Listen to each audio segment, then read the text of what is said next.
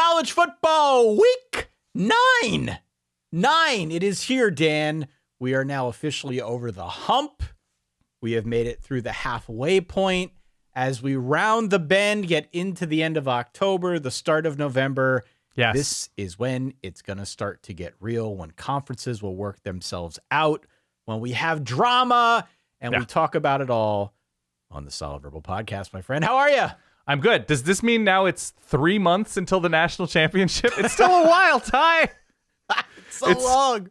Hey, real quick, it'd be great if you could consider subscribing to the YouTube channel down below. It really helps us out. It's a longer season. Some say great. Some say, man, that's a long time to keep waiting for that big time action. Life is good, Ty. Week 9 is great. I've in the past said week 10 is my favorite week because that's when, temperatures start to get a little bit crisper. We start to get into conference races in earnest. Like, there is something about knowing who a team or teams are or who teams aren't that feels like it's rounding into shape in week 10. I can tell you this as I looked at the schedule, because I try to see, is there a monsoon game? Is there, it's going to be crazy cold in Madison or something? 90 degrees at kickoff in College Station for the LSU game. Toasty. So the crispness is not applicable across the board around week 9, week 10, but there is something 9 weeks in. That's how many we are. And there was a week 0 too for some of these teams. So 9 weeks in, and this is where I'm going with this week and how I'm looking at it. There are a number of big games. There are a number of medium-sized games. There are a number of teams where in previous weeks I've said something like, what has this team done to be, earning an 18-point spot here? Like, sure, why the hell is this team favored by 23? And what have they done this year? But then we get to week 9, and maybe a team has an upswing. Maybe a team had a nice little 2, 3, 4 week, but hasn't been the same since. But I'm looking at these teams, and now you get a sense for what their ceiling may be, what their floor might be. And I guess I'm just a hopeless romantic, Ty, because when I look at some of these teams, I'm still into them. I'm still into you. Like, after all this time, Ty, I have my doubts about Mizzou. But Luther Burden's over there lining up, and I get a little bit bashful. I get a little bit rosy in the cheeks, Ty. I'm still into a lot of these situations. And so that's, to me, where the difficulty in picking some of these games and parsing the heart from the head, Ty. And so we'll get through who I'm still into. I'm still into you. Because I like a lot of people here. It's so funny that you bring this up. Yeah. Not that wonderful Haley Williams, shout track. out Paramore, the best. Yeah, not that, but I had almost the same reaction going through the games this week. Mm-hmm. Because it is at that point in the season where, we talk about this a lot. We have stats. We like the stats to some extent. We don't use them for everything, but they're interesting data points to identify trends and whatnot. I won't go into it. Yeah. It's at the point now where you've got enough statistical information where you could use that to guide you. Yeah. Or you could just sort of use your heart. Yeah. Or you could use your eyes, right? Yeah. You're watching the games, all the feels kind of in conflict.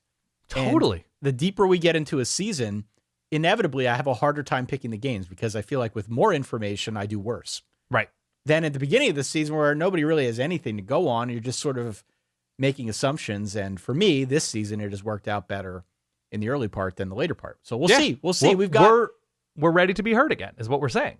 We are ready to be heard again. We've got a lot to discuss here on this Week 9 preview episode. Thank you so much for downloading, for listening. I am Ty. He is Dan. This is, the Solid Verbal. Hit follow, hit subscribe wherever it is you like to get your podcasts. This week, we've got a big pick'em game. We had a really big one last week in which we gave away a gaming console, This week, we are going to give away a Solo Stove Mesa XL fire pit. We gave this away last year. Not everybody's got the patio space or just any space to put the big old fire pit. This is one of those cool little tabletop ones that you can take out with you. It's portable. You can take it to a friend's house. You can roast some marshmallows on it. You just hang it out on your porch because I feel like the weather at some point will start to get a little crisper as we get deeper into the year, the latter stages of November.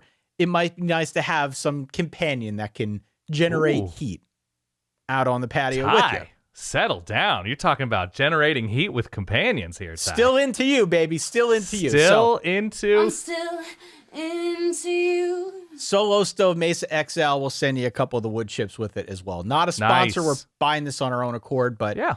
we'd love to give that away to the winner of our Pick'em game here in week 9.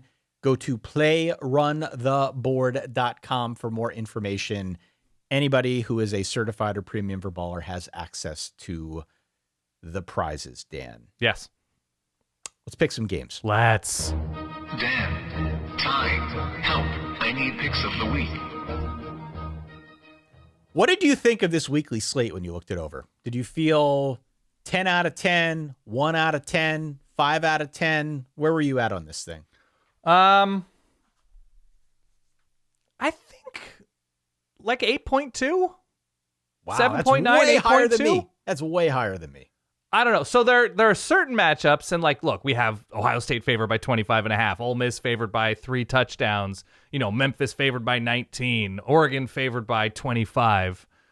But I don't know, the depth of it, that I could see being crazy excited about the endings of 8 interesting, crucial games with repercussions. And so for me, I'm never going to look at a week 9 of the college football season and say, it's a 6.3. Like, I don't know. There's so much entertainment for me here.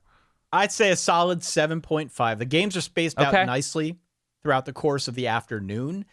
Thankfully for us, maybe I'm being selfish, it is not a situation where you're going to be slammed with like 8 awesome games to watch at night. Yeah. Or I should say 8 mega consequential games to watch simultaneously at night. Yes. They're spaced out well. There are good games in all of the time windows.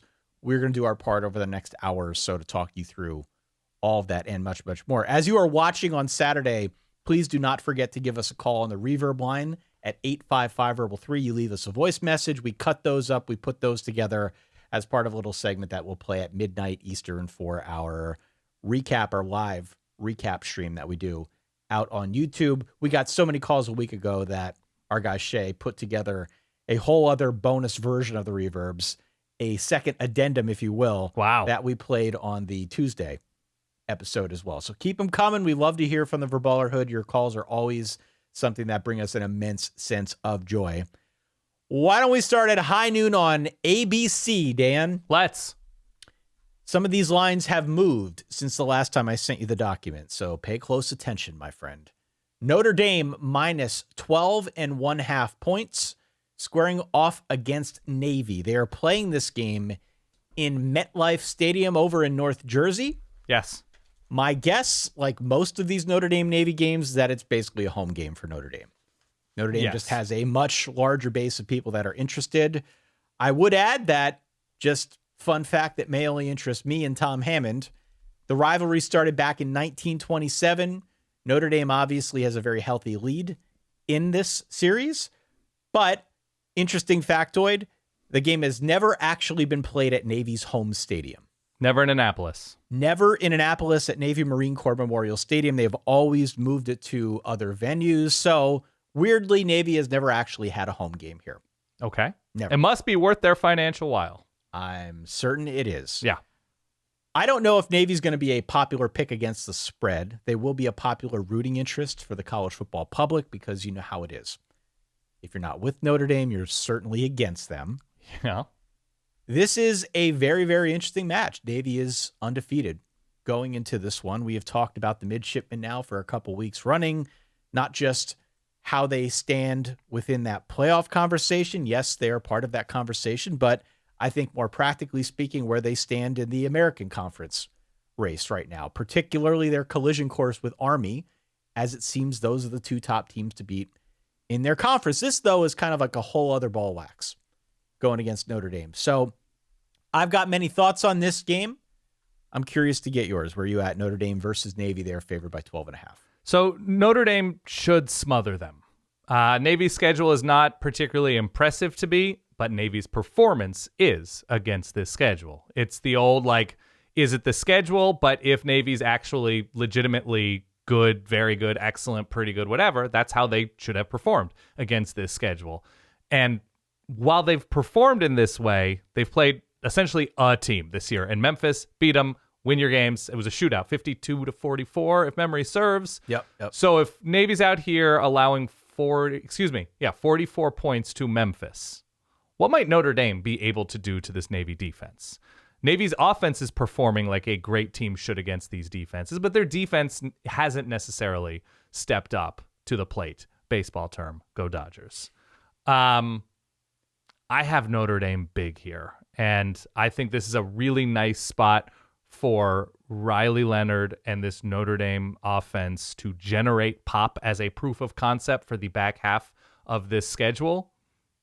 And what did I write down here? 38-13. So I have them covering. I think Navy is a good story. I think Navy is a good football team.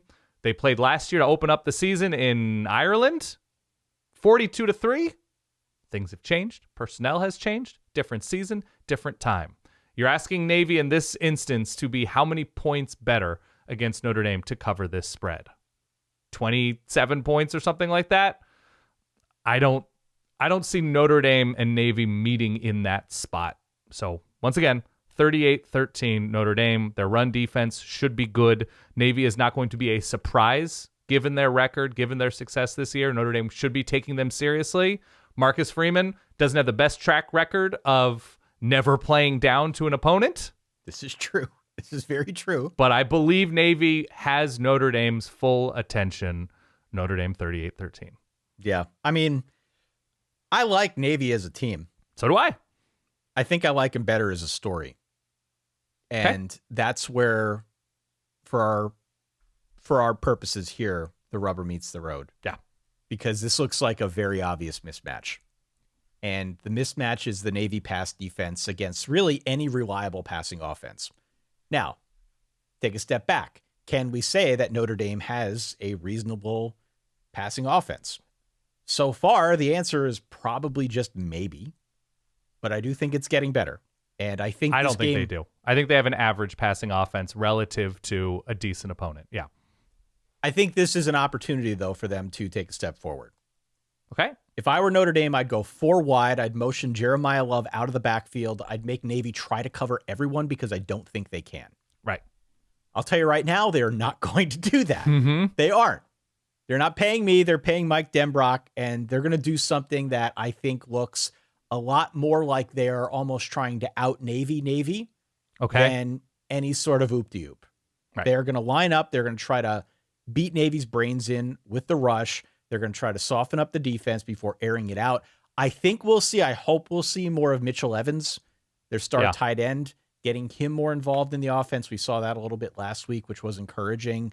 I hope we see some deep shots. That's really where I'm focused in on this game. I want to see what Notre Dame does through the pass, because truly that should be where the mismatch is. I do think they could line up and run it if they really want to. I am not that concerned about this game. Okay. I like Navy. I really do. I'm rooting for them to play against Army. I'm rooting for them to get into the playoff. Like, I'm not rooting actively against Navy. Right. I just think this is a bad match. Line it should feels be a low. bad match. It should be a bad match, right? I think the line, I was expecting 15, 16, 17 in terms of points. So was I. The line feels low, and maybe the line feels low because maybe Navy can generate some first downs and slow the game down and limit possessions. Obviously, that's going to be their tactic going into this game, right? That's what all of the service academies try to do and sometimes succeed in doing against more talented, bigger, stronger, faster teams. Like, let's turn this into, what do you call it, a rock fight, Ty? Turn it into a rock fight. Now, interestingly, on the Navy front, they aren't playing as slowly this year as they did a year ago. True. And if you go back and listen to, you're not going to go back at this point, listen to any of the preview content that we did back in July. Listen to the week 4 preview. Right. You're not going to go back and listen to it, but you're just going to have to take my word for it. Yeah. We talked about this. We talked about Navy was making some changes to its offense to not get away from the option, but to incorporate some different versions of it into what they're doing. And one thing that they actually have done is play a little bit quicker. Mm-hmm. That's not to say they can't slow it back down. I think they still have that in their bag here. And it would behoove them, I think, in a matchup like this to try and slow this game down, especially if they can get some traction. I don't know where that traction comes from. They have played the current, this is SP Plus, 125, 34, Memphis, 91, 130, and 109th opponent SP Plus on offense. It's just a tough ask to be prepared for.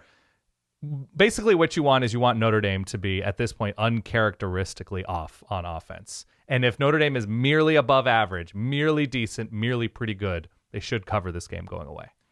You said 38-13. I've got 31-13. Okay. And I think the irony of this matchup is, despite the fact that everyone at the water cooler on Monday will again bemoan the fact that Notre Dame is playing a service academy, this is one of those games that'll actually end up looking pretty good on their resume. It will.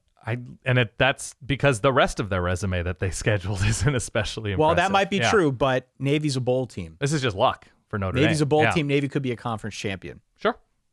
Say what you will. Yeah. 31-13 for me. I think we agree. Moving on. Also at noon on Big Ten Network. This is a nice game for the Big Ten Network, actually. This is a Yogi Guy game. Guy Is Haberman, Yogi Roth. Yeah. Are you going to send Guy any kind of pizza Rex for Bloomington, Indiana? Well, I gave him the Rex in New York when he was doing Rutgers UCLA last week. I don't have if anybody's listening, send Guy Haberman via Twitter or whatever, any sort of pizza or food Rex to But Guy don't and tell him Yogi. that we sent you. Don't tell him. Just inundate him? Just inundate him with Bloomington restaurant suggestions. Great. Guy Haberman on Twitter. We can figure out his handle later. Yes. And you just did Yogi's podcast, actually. I did. Y Option. Take a listen. Go check that out. We love Yogi. Washington versus Indiana. Indiana favored by 6.5 points. Indiana's going to be without Curtis Rourke. He is nursing a thumb injury from last week's game against Nebraska. He had a procedure on that thumb, and it seems as though he may be ready to go next weekend against Michigan State. But for now, this Saturday, it's going to be our guy, Raven Taven Jackson, Dan. Mm-hmm. Raven Taven. There you go. Is back in our lives, in charge of the operation. And I wonder, as you look this over, if you feel similarly that even given the fact that it's a backup in for Indiana, it is still kind of a decent matchup for them. Right. I still kind of like the matchup, separate from the fact that they're going to be without Curtis Rourke and the latest of the Rourke family quarterback dynasty. Yeah, it basically it's what is the Taven Jackson tax, if any, because Indiana has been scoring 40 plus every week since week 1, where they scored merely 31.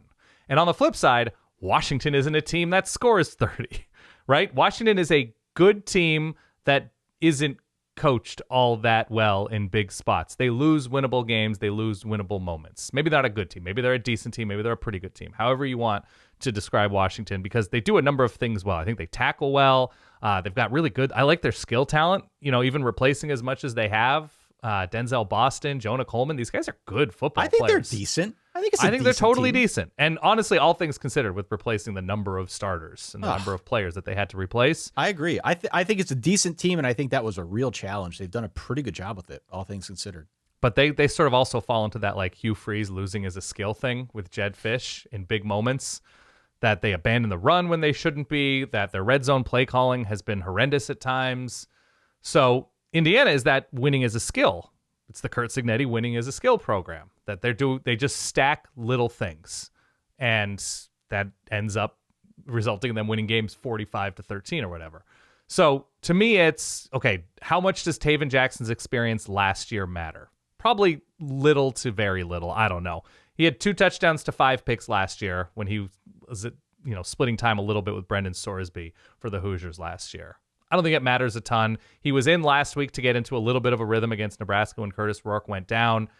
He seemed fine, ran the ball a little bit, had a bunch of yards after the catch that inflated his stats perhaps a little bit. I think he should be good. This is a system. This is a team with talent around him that should protect him.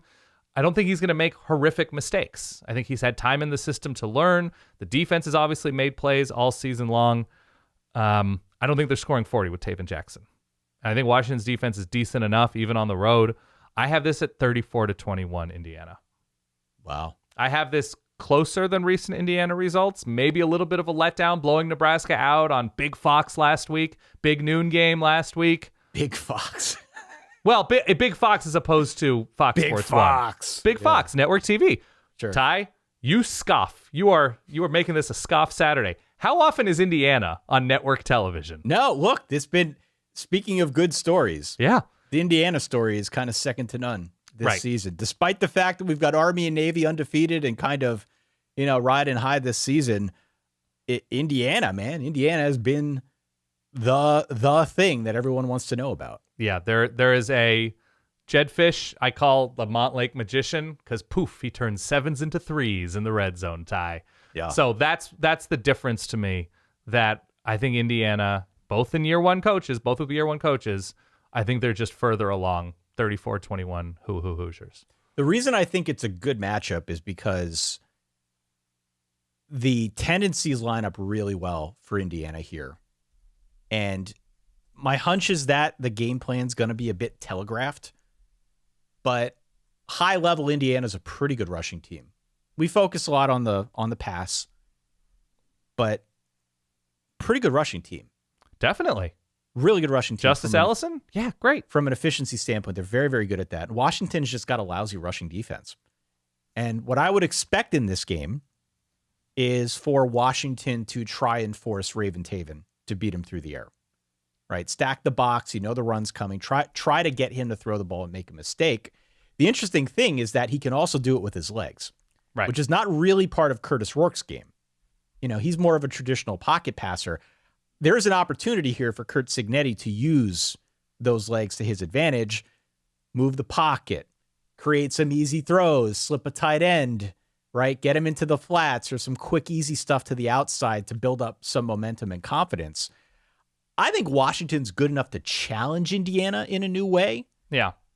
But I think Indiana is ultimately the one that comes out on top. Like Washington definitely, as compared to some of the other teams that have been on the schedule, offers a better, more balanced offense, certainly than Nebraska a week ago. I just think Curt Cignetti's a better coach. I think he's a better coach. I think he's found the pixie dust. And I also think in this circumstance where he's going to be playing a backup, this is something that he's been very good at over the course of his career. And that is not trying to adapt everybody into the same system. That is adapting the system to the personnel. Right. So when you've got a backup who comes in who does have a little bit of a different skill set, yeah, maybe it's a bit of an adjustment period to get him on page with the rest of the offense, but also maybe it provides something that Washington isn't going to see on tape. By the way, I got him at 30-21.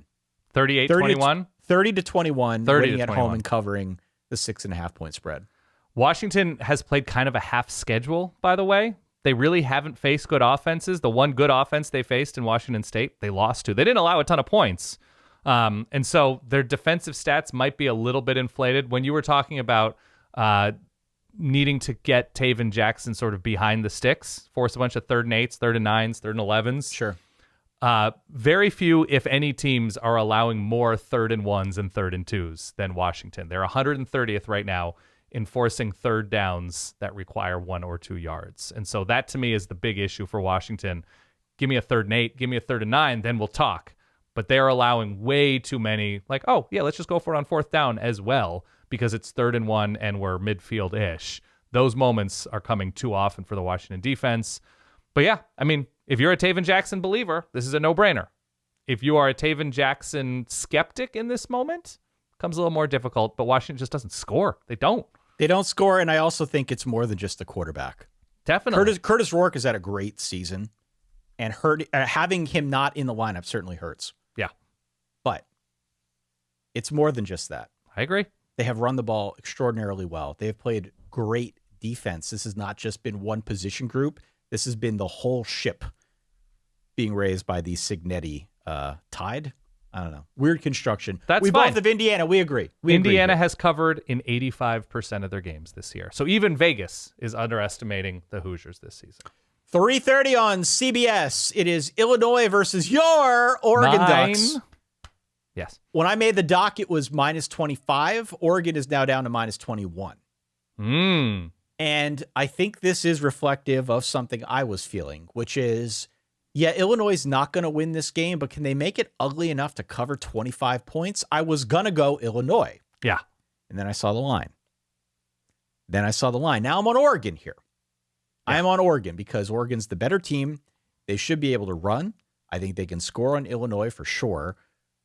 The only question I have in this game is not one of who's winning. It is whether Illinois can play ugly. Can they play ugly enough to keep it within this number? And with how good the Oregon defense has been, I don't see a mid offense like Illinois stepping using up to mid the like a youth tie. What can Look I at say? you. I don't see Illinois stepping up to the plate here, baseball term, go Yankees, Yeah. and finding a way to cover that 21-point spread. So I'm on Oregon minus the number. Okay, so two things at play here to me, and typically teams that have the ability to muddy up a game are able to do two things, and that is get off the field on defense, Illinois doesn't, and run the ball, Illinois can't. So basically what you need to sort of envision if you like Illinois to, I don't know, win this game, keep it close, keep it kind of close, slow it down. Illinois plays slowly, and Luke Altmaier is good. He is full-on good. So what you need is a Luke Altmaier, Wally Zerbiak performance where he's able to do it all despite having a not great offensive line. I actually don't think his running backs are bad. I like both Caden Fegan and Josh McCray. I think they're talented. I just don't think the line opens up lanes. No, I just don't think this is a team built to push a team around. And so the path for Illinois to cover this game with how Oregon is currently playing is slow pace, Oregon making a couple of mistakes on offense, maybe in the red zone like they've done this year. Right. And Luke Altmaier on 3rd and 8 just being a pest and scrambling for a 3rd down. Or, again, I like the receivers. I like Zachary Franklin and Pat Bryant. I think this is going to be a very difficult ask for them this week. But I think if he can scramble and pick up some first downs here and there, if that maybe they get a turnover in a short field and keep a couple field goals or put it in, whatever. But you're asking for a lot of check boxes here. I think with the way Oregon is playing, they should be able to run straight at Illinois. They should be able to pop it over Illinois. Jack Tuttle was going downfield against Illinois. I think Illinois is pretty good. I think Oregon's better. I think Oregon is not looking past Illinois. Even if I think Illinois is perhaps a little bit overrated, they're in the top 20, right?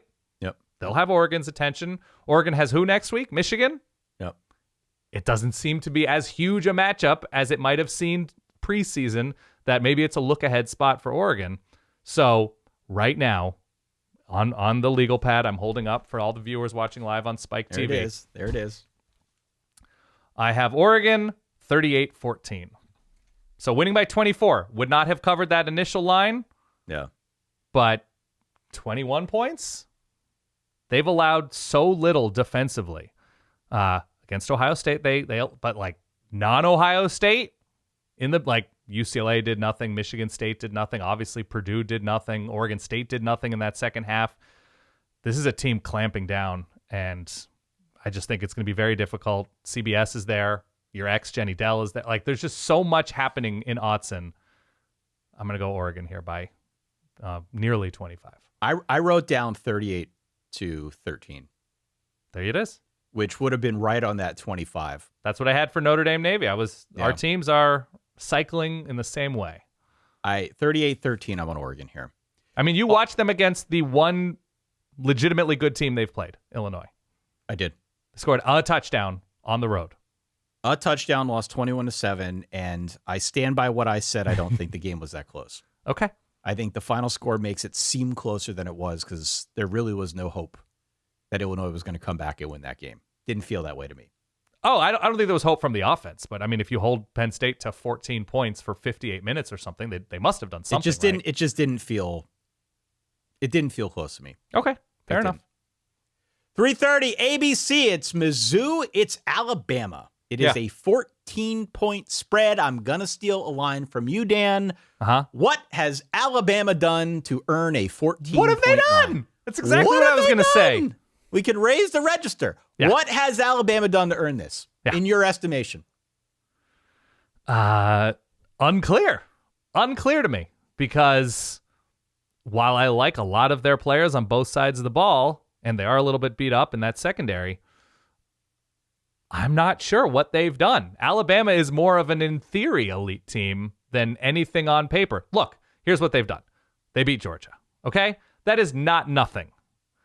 But really, in SEC play, and tell me if I'm incorrect here, Ty, as I list off what Alabama's done in the SEC under Kalen DeBoer with some time to prepare, looked good and nearly choked away the Georgia game in historic fashion. Correct. Correct. Lost at Vanderbilt, being pushed around in the process. Tried everything they could do to lose to South Carolina and got lucky to come out with a win against South Carolina at home by 2 points and lose to Tennessee with kind of an inept offensive performance. That's what they've done this year in the SEC. I'm not saying Alabama can't grow into something interesting this year, next year, the year after, whatever. They're going to recruit well. There's going to be crazy talent in Tuscaloosa. I think Mizzou's a solid team. They're saddled with 2023 in a way that's both fair and unfair as we evaluate who Mizzou is. I'm still into them. I'm still into you. And you're asking me to hold it within how many points? 14. I'm just going to take those points happily. I think Mizzou can do enough on defense against an Alabama offense that is still searching for an identity beyond. Hopefully Ryan Williams can do something for us. Hopefully Jalen Milroe can buy enough time and pick up this 3rd and 8 with his legs. I just don't see Alabama having a cogent, cohesive vision on offense in this moment. Whereas I don't love that Mizzou isn't bombing it downfield all the time. There's a lot I don't love about Mizzou. I don't know. I think they're good enough to keep it relatively close against a flawed Alabama team. You ever watch 24? Remember that old show? I have seen 24. Yeah. I was big into 24. Yeah. And there was a moment in their, I don't know how many seasons they did, 9 seasons, 10 seasons. It felt like it went on forever. There was a moment when he got to like season 5 when you tune in and you were excited. I used to go over to a friend's house to watch every Tuesday or whenever it was on Monday. Yeah. And it was like a big deal. We were really into it. I think it was Mondays. Yeah. And there was a moment where the show just started feeling different. Mm-hmm. Started feeling different. And he started asking questions like, how many times can they do this plot? Has Jack Bauer never gone to the bathroom in 7 previous seasons? It feels, how do they have a mole still? Just weird questions that start popping up. How is he driving from Burbank to Valencia in 9 minutes? Yeah. Stuff like that. Just, because the plot felt a little weaker, you start asking questions that you did not previously have. Do you remember the college football connective tissue with 24? I believe... Come on, Ty. I don't think you're thinking of 24. Aren't you thinking of Better Call Saul? No, I'm thinking of 24. Because Better Call Saul was Nebraska. What is 24? I think, spoiler alert, Lynn McGill from 24, played by Sean Astin Rudy. Oh, right. Thank you. Yeah, of course. My point here is I have been thinking about that a lot with respect to Alabama. Yeah. Just feels a little different. No Saban. Okay. Team just feels different. Mm-hmm. And it's taken a while for that to register with a lot of us who cover this, who watch every weekend. It's not the same. I'm on Mizzou plus the points here. I'm on Mizzou with the way they won last week. Maybe they're building some momentum coming into this one. A letdown spot, too, for Bama. Yeah. A letdown spot. The offense for Bama is sort of telegraphed, right? It's Jalen Milroe and Ryan Williams are bust. The defense is getting pushed around a little bit more than you might expect. I am not crazy about Mizzou, don't get me wrong, but Bama's had some trouble really ever since that first half of the Georgia game, which was now 3.5 games ago, Dan. Right. So what I'm looking to see here is, can Mizzou run a similar game plan to what we saw last week from Tennessee? Yeah. Can they have some success on the ground? Can they stick with it long enough so that it opens up playmakers down the field? I don't think Brady Cook's going for 250. Yeah. But I still like their receivers. I really like Theo Weiss. I really like Luther Burden. I am dying to see some big plays out of this offense. I like Nate Noel too, yeah. I think Bama wins 33-27. I think it's a good game. I like the fact that they're at home. Mm-hmm. But 14 is a bridge too far for me, man. I'm going Mizzou plus that number. I have 27-23 Bama, 4-point win, and the counterpoint with Mizzou is they've played, I believe, one road SEC game. Yeah. Played against a decent to very good team somewhere in whatever you feel about Texas A&M, lost by 31. Yep, correct. They found a way to dig out of that Auburn game. It was a weird game for Auburn, a weird game for Mizzou. Injuries, whatever. Brady Cook went to the hospital and came back. Is that what you said? Went to the hospital and came back in the truck of a GA. Great. He said he got some weird stares as he was driving. To be clear, not the trunk of a GA. Not the truck. No. He was in a truck. They were fortunate to play elite loser Auburn. Or I shouldn't say elite loser Auburn. Elite loser Hugh Freeze. So that's nice. But that's what they've needed thus far in SEC play to show us that they're capable of beating at least a pretty good Alabama team on the road. I don't think they've shown us enough for me to believe in them winning outright. But yeah, I think there's just too much proven pop with Alabama, 27-23. I think we have agreed on every game so far. That's very discouraging. 7:30 NBC. It is my Penn State Nittany Lions minus 6.5 on the road at Wisconsin. If you have listened to this show, you may recall me flagging Wisconsin on one of our last two shows, I think, as a team that's been building momentum over the last couple weeks. Yeah. They have looked really good for like 3 weeks running now, Dan. Played Northampton High School. They've played Calabasas High School. Yeah, continue. They have played Purdue, Rutgers, and Northwestern. They also played a good half against USC. But Purdue, Rutgers, Northwestern. Okay, take that for what it is. I do think Penn State's a different animal here. I do think Penn State's got the advantage. I think getting them at home, getting Wisconsin at home at night a week before the Ohio State game is something that we need to keep in mind here when we talk through this. Yeah. Maybe a little bit of look-ahead potential. But I like the matchup for Penn State. As do I. I like the situation, sort of, for Wisconsin, but the matchup for Penn State. Because when you look at what Wisconsin has been so far, they are a definitive pickleball team. Yes. They're a pickleball team. 121st in the nation. And if you like pickleball, sorry, we don't mean that in a nice way. No, we don't. This is a pejorative. Yeah. Less than 5% of Wisconsin's plays go for 20 or more yards. Okay. You're not going to beat Penn State putting your offense in a box like that. No. It's not going to beat Penn State's defense. Also, interestingly, Wisconsin has at least one turnover in every game this season. They have at least 2 turnovers in each of their last 5 games. Yeah. You put your offense in a box, you make a killer mistake, you're not going to beat Penn State that way. You're not. Penn State is not a perfect team. We will see how they stack up against the nation's best next week when Ohio State comes to town. They're going to win this game 28-13. I have 27-17 Penn State covering. And I just don't know what to think of Wisconsin against a decent team. You talk about we've both said this, their quality first half against USC. And the more we say that about anybody, it feels like when your mom tells you, hey, I know your cousin Brian doesn't look it now, but he was very good looking when he was 23. Right? She was like the prom queen. I know it doesn't seem that way now. Where you're like, I don't know how to interpret this, but it's not really relevant in the time we're speaking. Wisconsin's fine. I think Wisconsin is slowly growing. It's not easy to grow against Penn State, this year's version of Penn State. If your offense is looking for a rhythm against good teams, Penn State is not necessarily the good team that has a defense that you can grow against, if that's English at all. So I don't trust Wisconsin up front on offense to be able to push Penn State around. I don't trust Wisconsin, as you mentioned, generating those bigger plays, which, look, when Penn State was on the ropes against USC, that's a team who was creative enough, had the offensive speed to, run an end around well or to go downfield a little bit with Miller Moss and those receivers, as bad as USC's offensive line is. They have that team speed. They have that ceiling where they can inflict some damage. I just don't think Wisconsin's built in that way. I don't love Penn State's lack of resources at consistent receiving beyond Tyler Warren. I just don't think Wisconsin's the team to make them pay for that sort of disappearing act in the wide receiver room.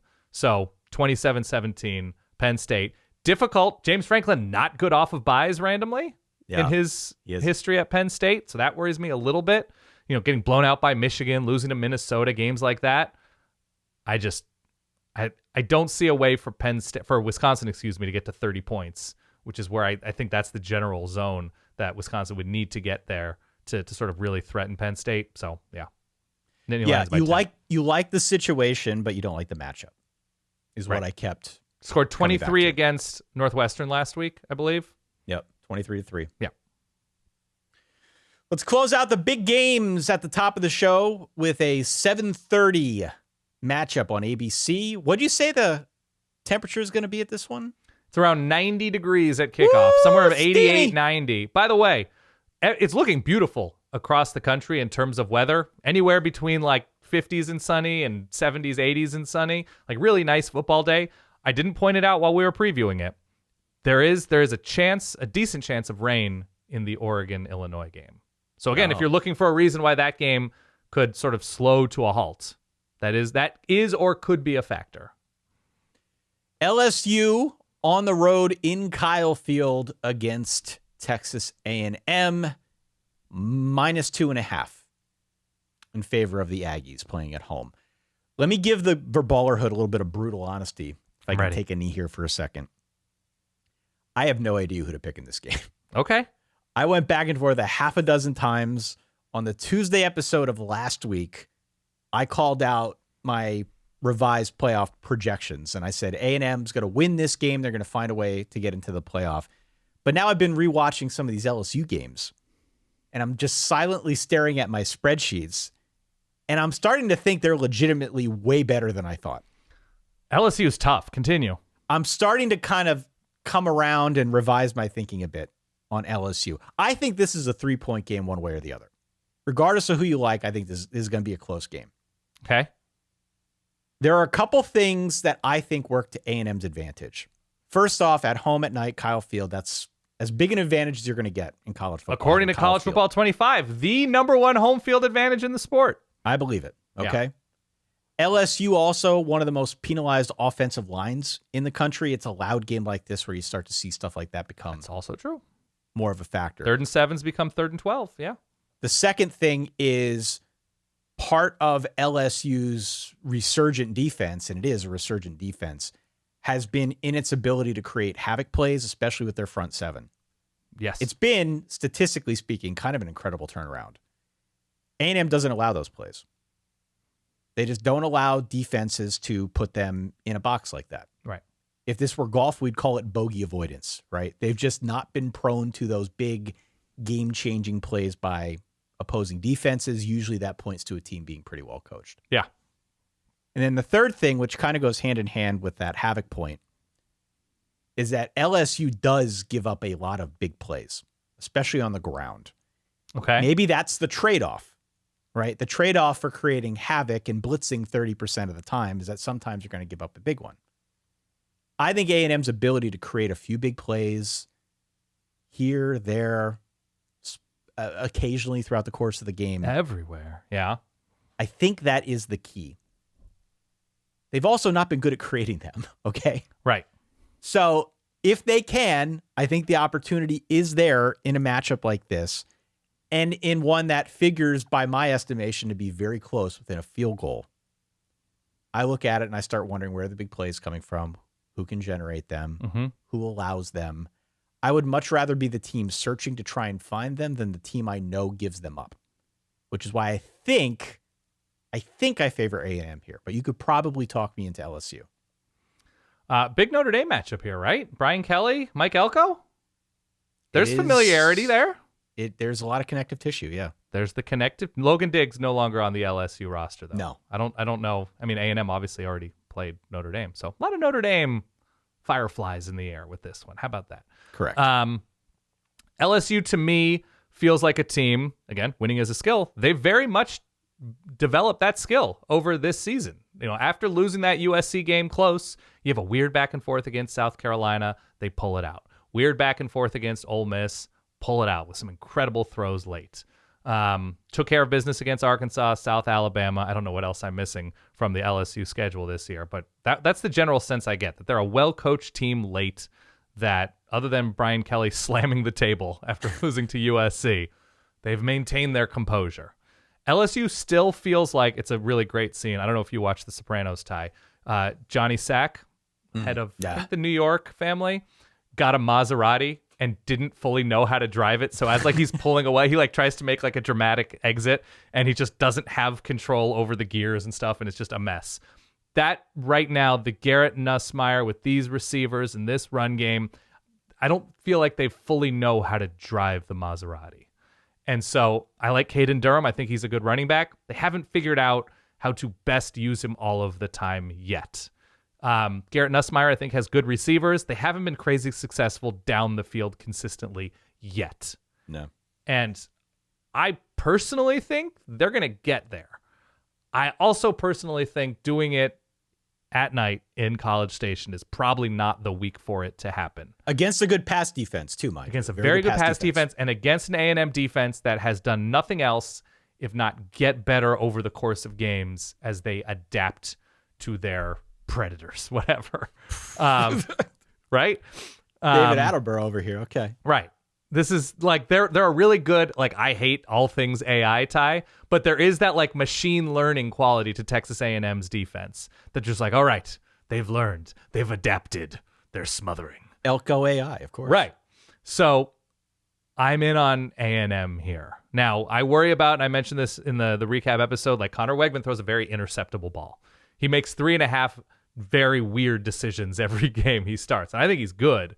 But like there is that element to his game. So that's worrisome to me. We saw LSU able to take advantage of turnovers against Arkansas. I am in on A&M. Situationally, I like this spot. I think they're going to win something close. I have it 31-28 Aggies. So I guess technically they're covering? I have it 31-28 Aggies. Really? 31-28. Weird. We need new friends, Ty. We have agreed on our first 6 games. And in many cases, we've had the same neighborhood for our scores. From a betting standpoint, yeah, I think you wait for this line to hit 3. I think it'll hit 3. Mm-hmm. And then you take LSU. Okay. It looks super close to me. I'm not sure that LSU isn't the better team here, but it's just that home field advantage. At night in the SEC. I mean, I realize they went on the road and they beat Arkansas by 24. It's 2 roadies in a row, though. But Kyle Field's a different creature. 31-28, I'm with you on A&M. We agree. Again.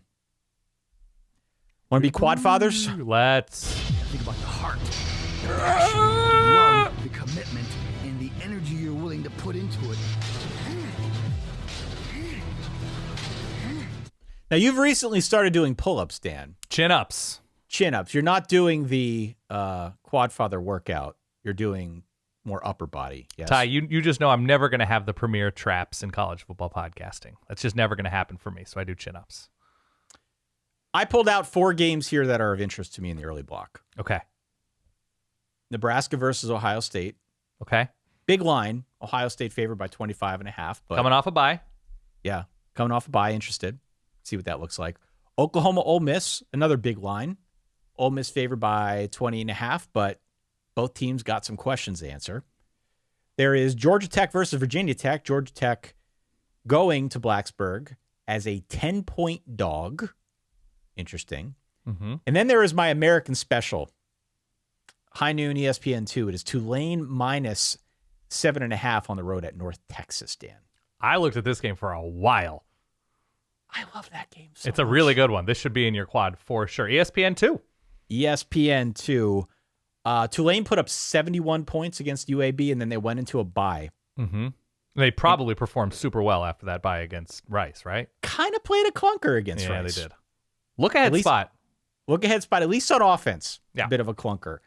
I think Tulane's a better team, but I put this one in here because I think it's a fun shootout, and I always take the points in a shootout. North Texas, home dog of the week. Why not? The Yakos, home dog of the week. I like that pick. This is going to be like 39-37, some weird score that ends up being a shootout. But North Texas can score. They don't play much defense, but that's sort of beside the point. I have 49-44 Tulane. De facto Super Bowl in Denton for North Texas, although they do have Army next week. I think Tulane is a bigger deal in terms of brand power right now with their recent success. So this is their headline opponent of the season. I have North Texas covering, but yeah, all gas, no brakes. Not much of a defense there for the Mean Green. I would be a hypocrite if I didn't take Virginia Tech after I spoke so glowingly about their current momentum. You know why, Ty? I'm still into you. Exactly right, Brent Pry. Virginia Tech minus the number against Georgia Tech. Same. I like it. Ugh. Oklahoma made some moves. So we talked about them getting rid of Seth Luttrell, and they have promoted Joe John Finley to be their primary play caller. Kevin John's getting in on the action as well. They've now named Jackson Arnold back as the starting quarterback. Yes. The little seesaw between Snip, snap. The sniff snap between him and Michael Hawkins Jr. continues. I just don't have a reason to pick Oklahoma here. I need a reason. Give me this is your something. Tracy Chapman game of the week? Yeah. This is a Tracy Chapman special. Yeah. I need a reason if I'm going to go Oklahoma plus anything or minus anything. That's a big number against a decent defense. We still think Oklahoma has a pretty good defense, right? Can they keep up, though? Oh. Can they keep up against Ole Miss? I don't think so. I don't know. Ole Miss lost to Kentucky. It was all defense. I You're don't going to know. go Oklahoma plus 20.5? I don't think, does Ole Miss have anybody huge next week? I don't think so. I will pull it up and check. I still don't. I mean, Oklahoma is a big enough program and a big enough deal that you don't look past them ever, no matter what they are. Ole At Miss, Arkansas next week before Georgia. So Arkansas next week would be the one to highlight with like some look ahead potential there. right? But then after a bye, they close out the season on the road at Florida and come back home against Mississippi State for the Egg Bowl. The players aren't any different around Jackson Arnold, and I don't love Jackson Arnold's ceiling right now. Hopefully he can grow into something more interesting as his career progresses, wherever that happens. I just don't have that reason. You're right in that thinking. I'm going Ole Miss. I do think it. If you take Brent Venables at his word, it seems like he is expecting to get some of their guys back, but I don't know if it's enough. I'm just going to lay the number with Ole Miss, not think twice about it. Any reason to go Nebraska plus the points against Ohio State? 25.5 is the point spread. No, I think this is the bye happened at the right time for Ohio State. This is a nice get right moment, and this is at Ohio State, right? So Nebraska's on the road again after being trounced, and the offense for Nebraska has kind of fallen off a cliff. It's not just the Indiana game that Nebraska. How many points did Nebraska score against Purdue? 14. Yeah. I just think that I don't know if it's a Dylan Raiola and being figured out, and he's a freshman. I don't think the skill talent is at a place for Nebraska right now, and I don't think the offensive line's at a place. I don't think the play calling's at a place. If you're within 25.5 points of Ohio State, you're saying your defense can get off the field a ton, and you can lose this game 31-7. Right. And that's not a tunnel I want to drive down or drive through if I'm picking this game. So I'm going Ohio State here to win. Did I write down a score? I don't know. I think they're going to score it's going to be 42-13. By the way, this early block, if you're looking to go out, do something with the family, with the Mr. or Mrs. I got a soccer game to get to. A 5.5-year-old soccer game. Yeah. Got a soccer game you got to get to. Go see Cats. I don't know what's in the movies I haven't seen, but this would be the block to do it. Do it early, I think. Do you have something going? I mean, I know you're watching all the games, but I do. I actually have a birthday party I'm going to earlier in the day. Oh, man. How old is the birthday boy or girl? 5. It's a good birthday. Do you have a present? I do. Yeah. I'm not going to disclose that publicly. Don't just in disclose the case he's present. listening, but how likely are you at a 5-year-old's birthday party to accept that piece of cake, even though cake is, birthday cakes for kids largely trash? Are you going to have the slice to be nice? This is gonna be a homemade Uncle Joe cake. Oh, then you have to do it. Then I have to do it. Yeah, of course. Do we know the theme of the homemade Uncle Joe cake? I don't think I know. I'm not fully plugged in. Is it Predator? It is Is not it making a Predator cake? Okay. I don't believe so. That might scare the little one. That's true. Okay.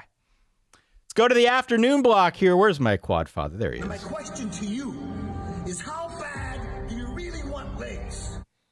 This is spicy here. I love it.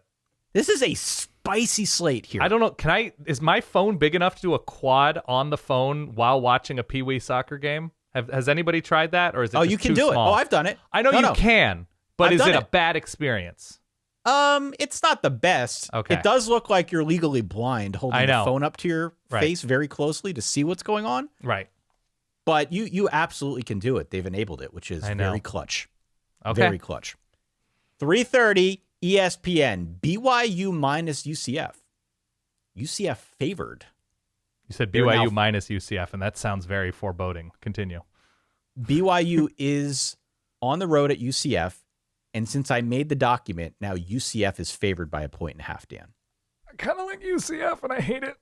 All right, so we got that one. We've got Texas minus a big number, 18.5 on the road against Vanderbilt, more specifically our boy Diego Pavia. Yeah. Guy's a bit of a magician. Who knows? 3:30 on ESPN Plus.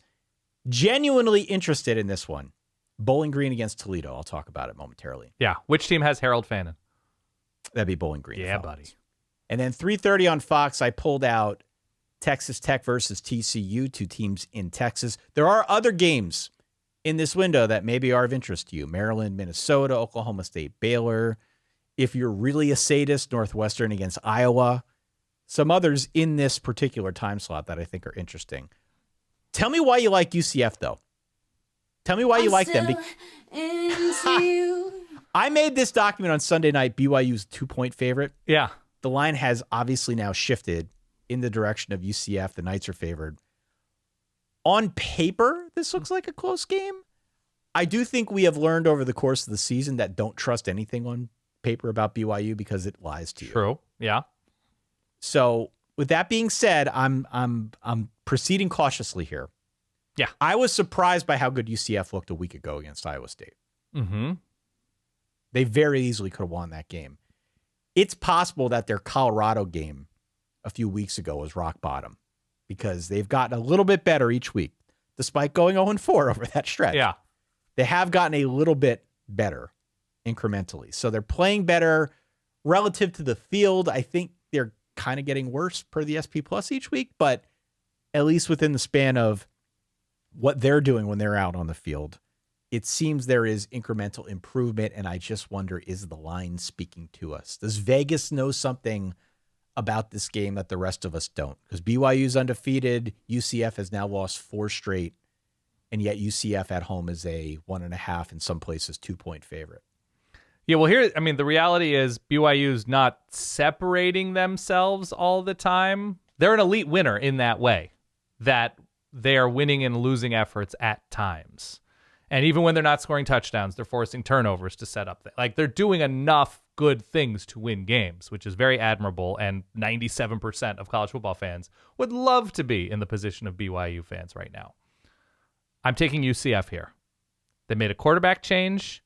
It looks like they should be able to consistently generate those big plays. If you're doing it against Iowa State, and I know this is not, the greatest Iowa State defense of the past decade, you should be able to do it enough against BYU.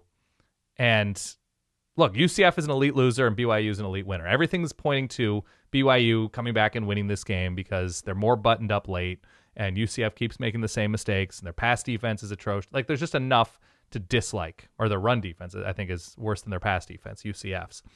I don't know. I think it's tough to win on the road. I think it's tough when you can run the ball like UCF can to always lose. No. So I'm just going with their due. UCF is due. I think they're good enough to win this game 40-34. And so I'm going with UCF here. I mean, they did make a quarterback change at UCF. Ja'Cory Brown is now in there. Yeah. Threw for a wholesome 62 yards and 2 interceptions last week against Iowa State. But what did he do on the ground? 13 carries, 154 yards, and 2 touchdowns. That'll do, Pig. That'll do. Including a 67-yard run. Obviously, R.J. Harvey still on the roster. He came close to 200, had 2 touchdowns as well, had an 80-yard run. Load to bring down, too. Ja'Cory Brown. They ran for 350 combined, those two guys, and amassed 4 touchdowns. So a very prolific rushing offense. Mm-hmm. I am also going to go UCF here. I feel like the line is telling us something. The fact that it shifted from BYU to UCF usually is a pretty good tell that I should take the new favorite. Yeah. At least that seems to be the way it's worked over the course of time. I'm not sure I'm going to go to the point where I say that they're due, but I do think they could challenge BYU in a different way, provided that rushing offense gets back on the rails. Yeah. It's a big if. It's a big if, but I do feel like they are starting to build momentum. They are playing better. And that if you look at this, purely the results of these games, you will not see it. But if you dig in and look at some of the advanced stuff, it tends to speak to UCF playing better. Okay. We agree. And I don't know if we've disagreed. Also, I believe the Holy War is on deck for BYU. Oh, okay. which probably isn't as meaningful as it would be otherwise, just from a conference standpoint. But rivalries tend to have their own gravity. Right. So just throwing that out there. I like Virginia Tech, by the way, as well. I don't know if I pointed that out in the early window. Texas Tech, TCU, Bowling Green, Toledo, Texas, Vandy. Where are we going? We are going to Texas Vanderbilt. Okay. Both teams 2-1 in conference. Vandy actually has a better resume thus far. The question is, are you going to lay 18.5 against Diego Pavia on the road? I'm willing to write off the Ball State game for Vandy last week as a look-ahead spot, or a letdown look-ahead spot, if you will, because they did beat Kentucky the week before. Texas is reeling a little bit. First quality opponent of the season, all due respect to Michigan, or all lack of respect to Michigan. I think Vandy covers this spread. I think they're a well-coached team. The addition of Jerry Kill, Tim Beck has been big for this offense. Diego Pavia obviously has been enormous for this team. I'm a believer in Texas. I'm a believer in Texas as a surefire playoff caliber team, as a high ceiling team. I think they're going to be a little bit sluggish coming out of the gate here against Vandy. Diego Pavia is a big game hunter, man. He is a big game hunter. He's he does big game hunter is he beats quality SEC teams. He fills up the wagon by shooting too many oxen in Oregon Trail. Yeah. He can only carry back 58 pounds of meat. That doesn't stop him from shooting 800. That is a very weird analogy. It's okay. I like it. But this guy is out for keeps. And I would not want to bet against him with a big school like Texas coming to town. I don't think they win. I don't think they win either. But 18, they can keep it with an 18. And the big thing is Texas's defense this year has been outstanding, has been excellent. And they take away big plays. They get after the quarterback. Like, they do a number of really smart things. I don't think Vandy is pickleball. I just think they are there to get under your fingernails, Ty. Yeah. And they are there to eke out 3rd and 4 after 3rd and 4 after 3rd and 4, slow down a game. I'm going Vandy here. I think they lose by 10 or 13 points. So I have it 27-17, something like that. Let's get through these other ones quick here. Please. 3:30 on Fox. It's Tech against TCU. TCU favored by 6.5 points. I think this could be a really fun watch. I think one of two things is going to happen. Either Taj Brooks for Tech is going to run for 200 and they're going to win. Right. Or Josh Hoover is going to throw for 5 touchdowns and TCU is going to win. Yes. And one of those two things is going to go down in this game. I guess both could technically happen. But I think, in particular, Tech having basically no pass rush is what's going to hurt them big time in a game like this. My sense is TCU, I don't have a great feel for the spread. 6.5, 7 probably feels about right to me. This is stay away from me with respect to the point spread. I think TCU wins, though. It's a big if-should Saturday, too, right? That, like, if TCU has indeed taken the next step, they should be able to comfortably beat a very flawed Texas Tech team via Texas Tech's defense. If Texas Tech is indeed a disaster defensively, they should lose this game, right? They should, you look at the spread. If Vanderbilt is truly a dangerous team, they should be able to keep it reasonably close. Yeah. If Alabama is truly cooked this year as far as like a playoff caliber team, they should struggle to separate from Mizzou. And so there is a lot of that going on this weekend. So I'm with you. I'm giving those points on the road. I think Baylor beats Texas Tech twice, TCU by 10-13. And then the other game that I pulled out here that I am really interested in is the battle for Interstate 75, the rivalry between Bowling Green and Toledo. Toledo is favored by 2.5 points. 2 of Bowling Green's 4 losses were against Penn State and A&M, both by 1 score. So they're not bad. Not bad. Also, we have a very fun video that we're going to re-release on the rocket outside of Toledo Stadium. Yeah. And the relevance to this game. One of those like fun facts for college football that we've been putting out. So go and check that out on our social feeds. I like Bowling Green a lot. I don't like this matchup. I think they need to play off the run in order to get their offense moving. And I think Toledo is very, very good at stopping the run. I've got this one at something like 23-17 Toledo. Okay. I considered locking it up. I feel very confident in Toledo here. My locks have been horrible as of late.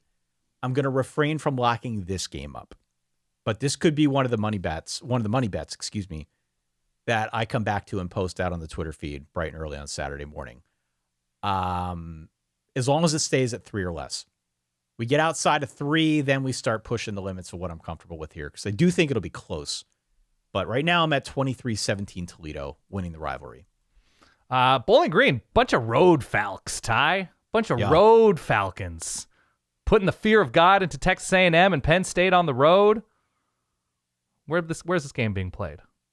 Game's being played on the road in Toledo. Glass Bowl. 24-23 Bowling Green. Harold Phantom goes for 250-plus yards. Do you have any other leans in this window? I do. I like Minnesota a good deal against Maryland, given the points. Minnesota's been, I think, strong to very strong against the spread, especially at home.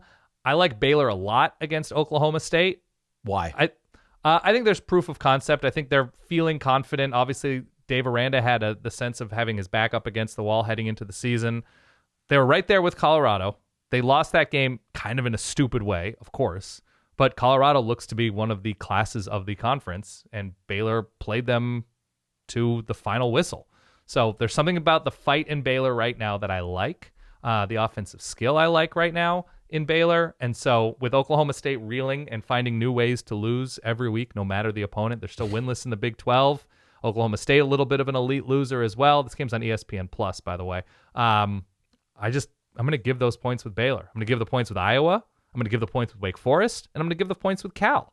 I like a lot of favorites in the afternoon. Okay. Wow. I kind of go Oklahoma State here. Ollie Gordon's leg is questionable right now. Okay. Which is a pretty big deal. But then again, Oklahoma State hasn't exactly had a prolific rushing offense this season. Nope. So, I don't know. This one jumped out to me. I think I'm taking points here. I don't have a whole lot of confidence in Baylor. I would also be inclined to go Minnesota. We've got basically 2 of USC's losses duking it out on FS1 at 3:30. Letdown spot for Maryland after rushing the field. Yeah. The letdown spot is something that jumps out. Let's go to our nightcap, Dan. Let's do it. Where is it? Welcome to the pain zone, is where we live. Button didn't work. How many Tom Platz drops do you have? I have 5 on the screen. Because I was going to say, it's been a couple of weeks since a lot of people are scared. Yeah. I've got 5 of them. Okay. Pulled out these 4. 7:30 Big Ten Network. Michigan State versus Michigan. Michigan favored by 3.5 points. Mm-hmm. 8 p.m. on ACC Network. SMU minus 11.5 points against Duke. 8 p.m. on True TV. San Jose State against Fresno State. And then at 7, just because it's a rivalry. ESPN, Florida State versus Miami. Miami favored by 21 points, Dan. Yes. Why don't we start with the Michigan State-Michigan game? This is a battle of 2 teams that are 4-3 in week 9. This point spread, when we made the document, was Michigan minus 7 earlier in the week. It's come down. It is a big home game at night in the Big House with a big matchup on deck with Oregon coming to town. It's not a look ahead, though. It's a rivalry, yeah. Absolutely a rivalry. For me, this is simple. This game comes down to Aiden Childs. Are we going to see mistake-prone Aiden Childs, or are we going to see the version of him that we saw last week that was real and spectacular? They're real, and they're spectacular. Will he ascend to Jackie Childs levels of his quarterback play? Of the Childs multiverse? Yeah. Or are we going to see the version of him that's been very mistake-prone? Because that's really what I think Michigan's counting on. Michigan is counting on its defense to create some mistakes. It is a mistake-prone Sparty offense. If they can generate turnovers, if they can create mistakes, if they can keep them behind the chains, then I think you like the Michigan odds of winning this football game. The problem for Michigan is moving the football once they get it. Yeah. The offense has been, this is not a new thing. We're in week 9. It has been the story the full way through. Can they move the football? Can they throw the football? Can they find some way to generate offense and even threaten with a big play once the ball is in their possession? Yeah. That is the question for me in this game. Do you have a lean here? Oh, not only do I have a lean, Michigan State lock of the week. Whoa. Yeah. Lock of the week. Okay. That's a lot of confidence for a team playing on the road at night. I agree. In the house of the rival. Yeah, they're not flying across the country, though. Okay, here's where I am with Michigan and Michigan State. Michigan doesn't do much well. They don't do much well as a team. And you're talking about the line. You said it opened at 7, and now it's at? It opened at 5 on my document. Now it's at 3.5. 5 and 3.5. Excuse me. Vegas has no idea. Vegas has been overvaluing Michigan all season long, desperate for Michigan to cover a spread. All they're trying to do in Vegas is get enough money on both sides, and all that Michigan does is lose. As in regards to the spread, I think they're like 14% against the spread this year. I don't think Michigan State is great. You ask which Aiden Childs are we getting? I can tell you which one, Ty. We're getting both. We're getting both the quality Aiden Childs, and we're getting the mistake-prone one, because that's been the actual experience for the most part with Michigan State.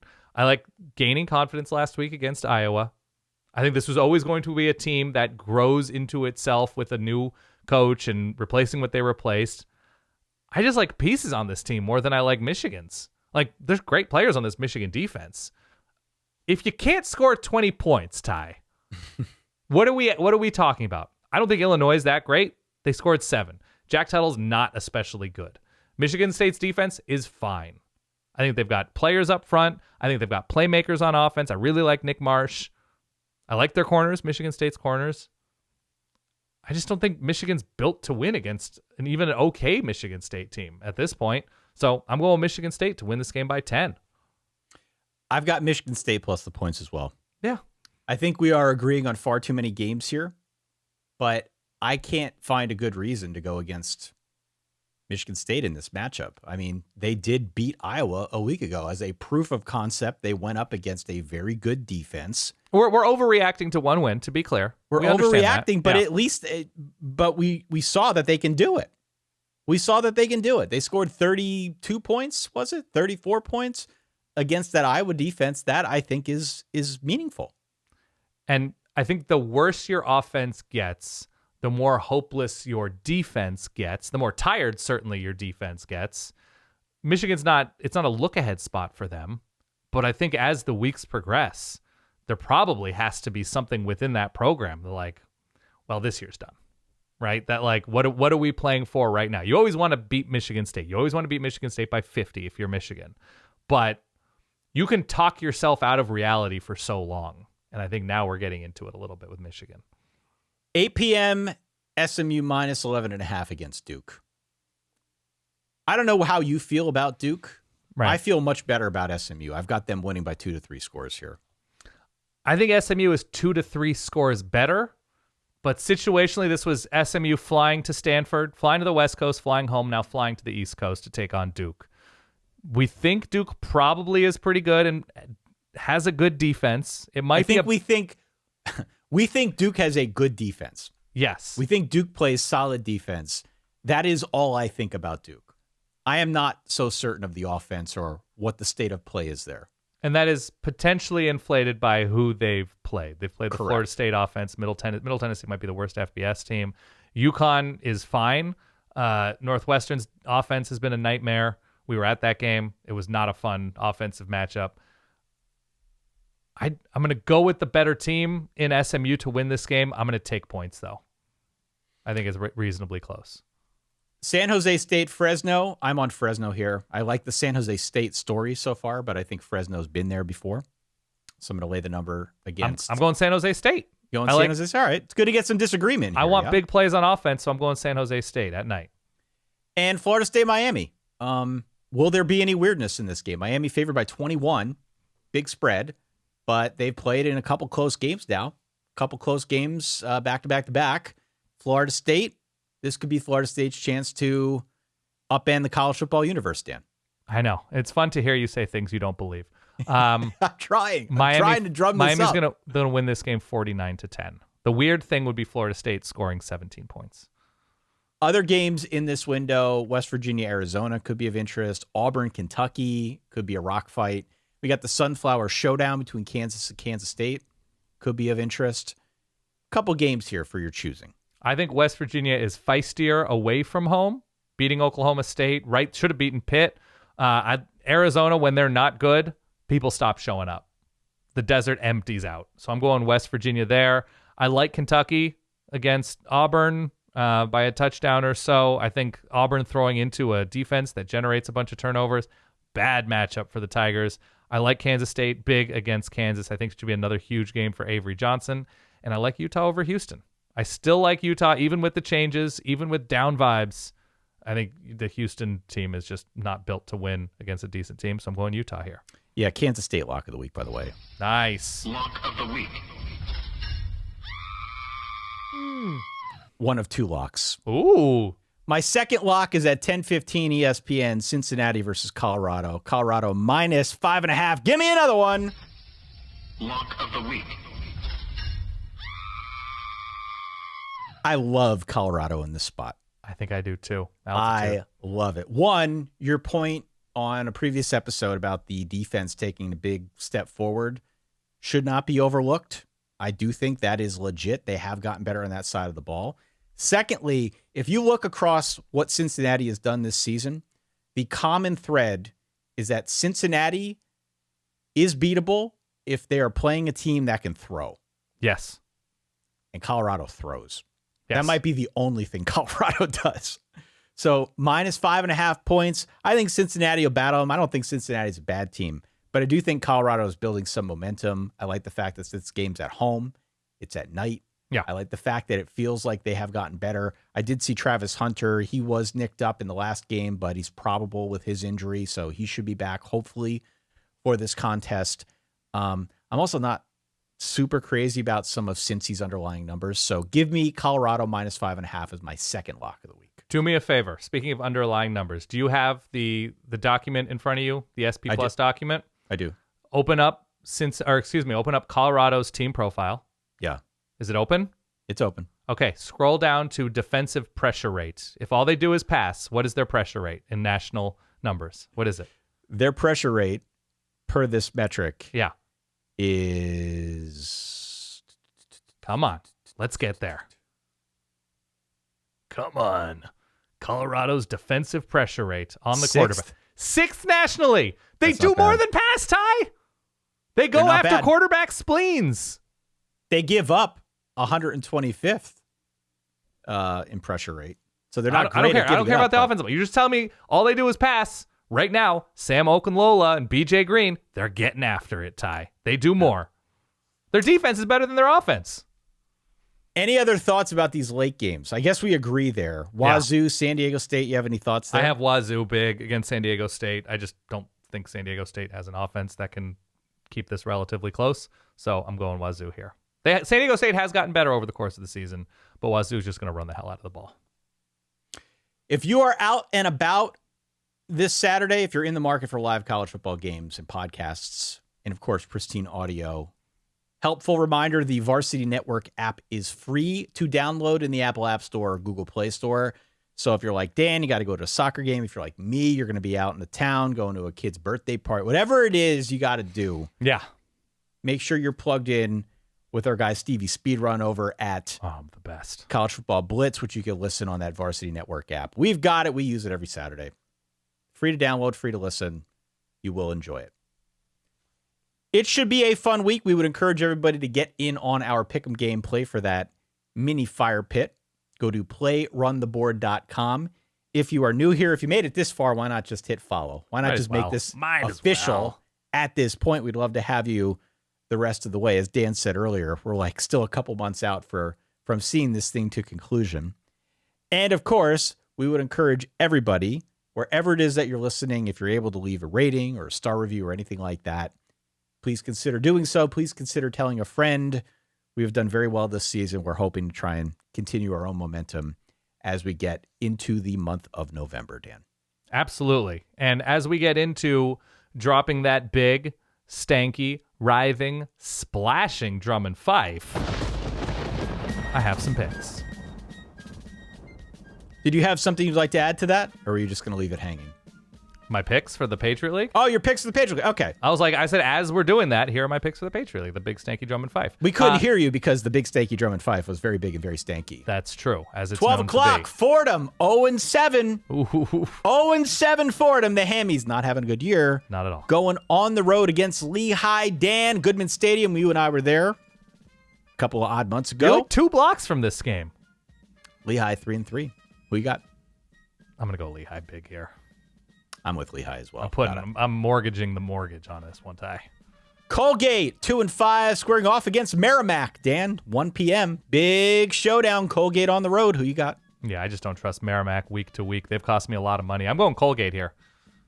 I'm going Mac Daddies, baby. Okay, fair enough.